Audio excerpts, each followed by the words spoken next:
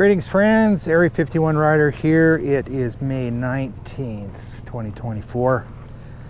Not a particularly great day because I drove by here last night. It was pretty dark, but I didn't see the mailbox, and sure enough, it's gone.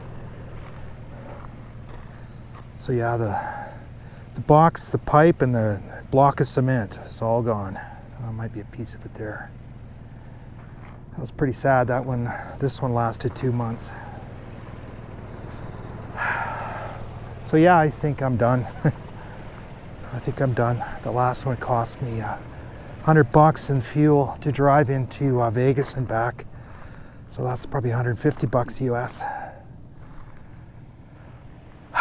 So it's a shame, but it is what it is. As soon as if I put one back here, it would be gone within short order. Somebody came out here with a four-wheel drive Jeep or something, and probably just wrapped a rope around it, tow rope, and just yarded the whole thing out. Mailbox, post, and cement, the entire thing.